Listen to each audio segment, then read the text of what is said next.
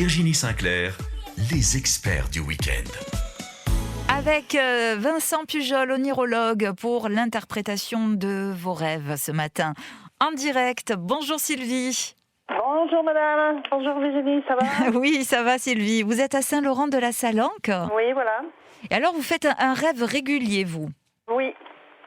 Alors mon rêve, ça a été pendant beaucoup d'années, plus de 20 ans. J'arrivais pas à avoir les numéros de mon téléphone, je m'énervais et puis je voulais pas. Et puis ça fait 2 ou 3 jours, je rêvais que je trouvais pas mon téléphone. J'arrivais pas à trouver mon téléphone, c'était comme ça tout le temps. Et je le dis après ce qui me répond le monsieur. Allez, donc Vincent. Le monsieur vous dit bonjour. Bonjour, Vincent. Donc, Sylvie qui rêve déjà d'un téléphone. Alors, comme on a vu, le téléphone, là on est directement sur la communication. Donc, ce qui serait intéressant, c'est de savoir à qui vous souhaitez téléphoner. Mais on voit que les périodes sur lesquelles vous, dans votre rêve, vous ne trouvez pas votre téléphone, c'est qu'il y a un problème de communication dans votre sphère.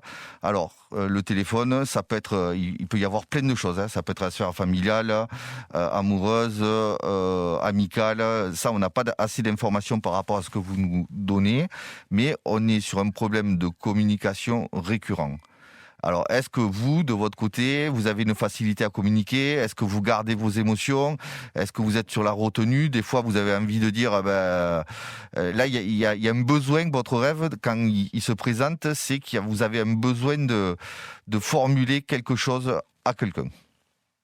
Oui, moi, je communique facilement avec les gens, normalement. Mm-hmm.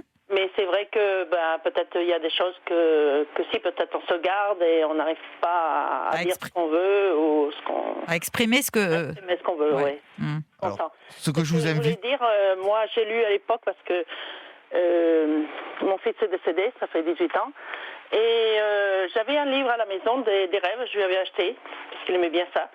Alors j'ai cherché après son décès et puis j'ai lu. Ça m'a fait des frissons parce que j'ai lu que c'était la morte d'un fils sûr, c'était sûr. Alors là, quand j'ai lu ça, j'ai jeté tout de suite à la poubelle parce que ça m'a fait peur. Je dis, oh là là là, mon Dieu. Et c'est vrai que je rêvais ça avant que mon fils décède. Alors, et après, c'est... Quand on parle de communication, on a vu que c'était très très large. Mm-hmm. Donc effectivement, il y a aussi, là c'est toujours des sujets à l'antenne qui sont un peu sensibles. Je ne sais pas s'il est parti brutalement ou pas. Non. Est-ce que vous avez eu maladie. Voilà. Donc vous avez eu le temps de lui dire au revoir. Oui. Donc voilà. Donc là on voit que du coup, pour le coup, la communication est passée et tant mieux parce que c'est des choses importantes. Donc le téléphone, on va revenir vraiment sur vous savez, c'est pas parce qu'on communique beaucoup avec les personnes que des fois on dit pas l'essentiel. Voilà, on dit pas l'essentiel. Donc moi, ce que je vous invite à faire, là, vraiment, c'est vrai pour tous les auditeurs qui rêvent ou qui font des rêves récurrents, c'est de prendre le temps de marquer la date sur son calendrier. Là, j'ai rêvé que je perdais mon téléphone. Et au fur et à mesure que vous allez et vous regardez ce que vous faites dans la journée ou cette période, est-ce qu'il y a des choses particulières? Est-ce qu'il y a un individu en particulier qui est présent ces jours-là?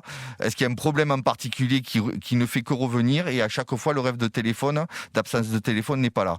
Et comme ça va vous donner une direction sur le sujet sur lequel vous devez verbaliser quelque chose. Oui, mais le problème, c'est que je vois pas les numéros.